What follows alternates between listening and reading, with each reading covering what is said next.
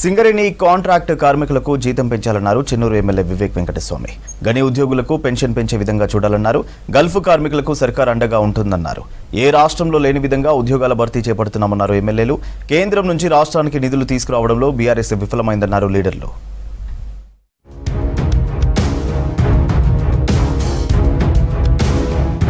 Singareni contract కార్మికులకు bonus ఇవ్వడం శుభపరిణామమన్నారు చెన్నూరు ఎమ్మెల్యే వివేక్ వెంకటస్వామి. ప్రజాభవన్లో డిప్యూటీ సీఎం బట్టి విక్రమార్క చేతుల మీదుగా జరిగిన బోనస్ చెక్కుల పంపిణీ కార్యక్రమంలో పాల్గొన్నారు సింగరేణి కోల్ బెల్ట్ ఎమ్మెల్యేలు.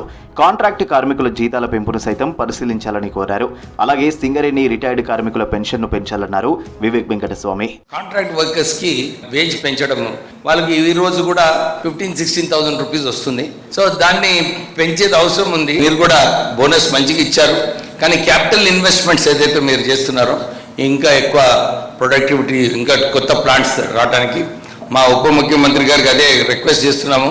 జైపూర్ పవర్ ప్లాంట్ ఎక్స్పాన్షన్ కూడా తొందరగా మీరు దీన్ని భూమి పూజ చేస్తే బాగుంటుందని చెప్పి రిక్వెస్ట్ చేస్తూ ముగిస్తున్నారు. గల్ఫ్ కార్మికులకు సర్కార్ అండగా ఉంటుందన్నారు ప్రభుత్వ విప్ ఆది శ్రీనివాస్. గల్ఫ్ కార్మికులకు ఇచ్చిన హామీలను నెరవేర్చామని చెప్పారు.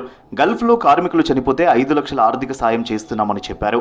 దుబాయ్లో గల్ఫ్ తెలంగాణ అసోసియేషన్ ఆధ్వర్యంలో జరిగిన బతుకమ్మ, దసరా ఉత్సవాల్లో ఆది శ్రీనివాస్ పాల్గొన్నారు.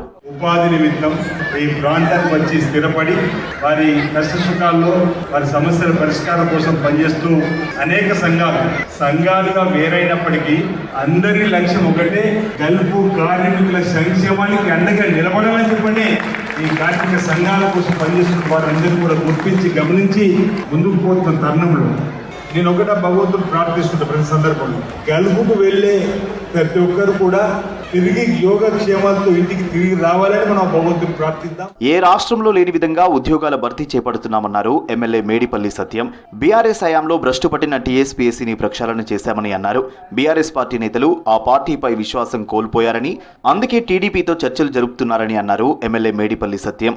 ఈ రాష్ట్రంలో విద్యార్థులకు, నిరుద్యోగులకు న్యాయం చేయాలని చెప్పి దేశంలో ఎక్కడ లేని విధంగా జాబ్ క్యాలెండర్ను మన గౌరవ ముఖ్యమంత్రి రేవంత్ రెడ్డి గారు నిండు శాసనసభలో జాబ్ క్యాలెండర్ ప్రకటించారు. మేము ఎన్నికలకు ముందు చెప్పినటువంటి ప్రతి అంశాన్ని కూడా మేము తూచా తప్పకుండా పాటిస్తున్నాం. 10 ఏళ్లలో వికలాంగుల శాఖలో అక్రమాలు జరిగినట్లు ఆ కార్పొరేషన్ చైర్మన్ ముత్తినేని వీరయ్య ఆరోపించారు. అన్ని లెక్కలు, వివరాలు తీసుకున్నామని చెప్పారు. డేటా ఇవ్వాలని ప్రభుత్వం జీవో ఇచ్చినా ఆఫీసర్లు సహకరించలేదన్నారు.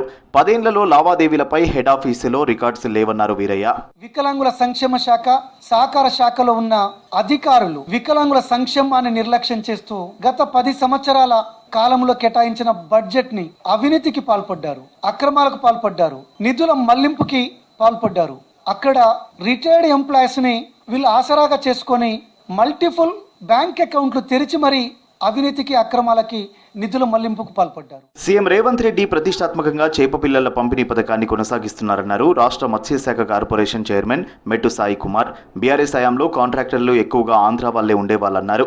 పెద్దపల్లి జిల్లా మంతినిలోని తమ్మి చెరువులో రాష్ట్ర మత్స్యశాఖ ఆధ్వర్యంలో 40,000 చేప పిల్లలను విడుదల చేశారు. ఇంతకుముందు కాంట్రాక్ట్ ఎట్లా చెప్పన్నా, 80% పంపిణీదారులు ఆంధ్ర కాంట్రాక్ట్ ఉంటుండే. తెలంగాణ వాళ్ళు కేవలం పంపిణీదారులు, రైతులు, తెలంగాణ మత్స్యకార రైతులు 20% ఉంటుండే. ఇప్పుడు 85% ఉన్న మనం, అది ముఖ్యమంత్రి గారి ఘనత. 85% తెలంగాణ మత్స్యకార పంపిణీదారు రైతులు ఇందులో భాగస్వామ్యమై తెలంగాణ రాష్ట్ర మత్స్య సంపదను పెంచే విధంగా ముందు తీసుకొచ్చినాం. ఇది మా ఫస్ట్ ఘనత. కేంద్రం నుంచి రాష్ట్రానికి నిధులు తీసుకురావడంలో బీఆర్ఎస్ విఫలమైందన్నారు ఎంపీ చామల కిరణ్ కుమార్ రెడ్డి. ఢిల్లీలో స్టాండింగ్ కమిటీ సమావేశంలో ఆయన పాల్గొన్నారు.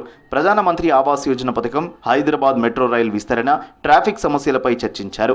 లేఅవుట్లు రెగ్యులరైజ్ కాకపోవడం వల్ల మౌలిక సదుపాయాల లోపంతో ప్రజలు ఇబ్బందులు పడుతున్నారని మీటింగ్ లో వివరించారు చామల. 33 లక్షల ఇల్లులు అవసరం ఉన్నట్టుగా, కొంతమంది పేదవాళ్లకు ఇల్లు లేనట్టుగా గుర్తించడం జరిగింది.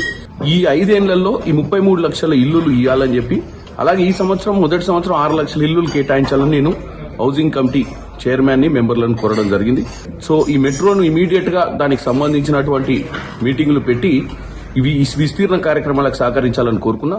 మంచిర్యాల జిల్లా జైపూర్ మండలంలోని టేకుమట్ల నీటికుంటలో పడి మృతి చెందిన బాలుని ఫ్యామిలీకి డిప్యూటీ సీఎం బట్టి విక్రమార్క 15 లక్షల ఎక్స్గ్రేషియా మంజూరు చేశారు.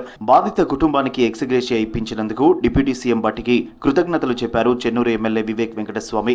నిన్న కుంటలో పడి చనిపోయిన బాలుడి కుటుంబాన్ని పరామర్శించిన ఎమ్మెల్యే వివేక్ వెంకటస్వామి ఆదుకుంటామని హామీ ఇచ్చారు.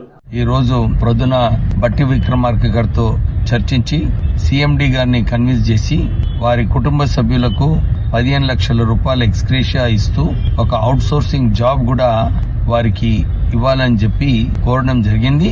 ఆ కోరిక మేరకు వారికి ఈ 15 లక్షలు ఒక జాబ్ కూడా ఒప్పుకోవడం జరిగింది. త్వరలో దీ ప్రొసీడింగ్స్ కూడా రాబోతున్నాయి. వారి కుటుంబ సభ్యులకు సంతాప చెప్తూ ధైర్యంగా ఉండాలని చెప్పి కోరుతున్నాం. సిద్దిపేట జిల్లా గజ్వేల్లోని కేసీఆర్ ఎమ్మెల్యే క్యాంప్ ఆఫీస్ ముందు కాంగ్రెస్ శ్రేణులు ఆందోళనకు దిగారు. కేసీఆర్ క్యాంపు ముట్టడికి కార్యకర్తలు యత్నించారు. కళ్యాణలక్ష్మి, షాదీ ముబారక్, సీఎంఆర్ఎఫ్ చెక్కులు పంపిణీ చేయాలని కేసీఆర్ చిత్రపటానికి వినతి పత్రం అందజేశారు. వెంటనే చెక్కులను పంపిణీ చేయాలని డిమాండ్ చేశారు.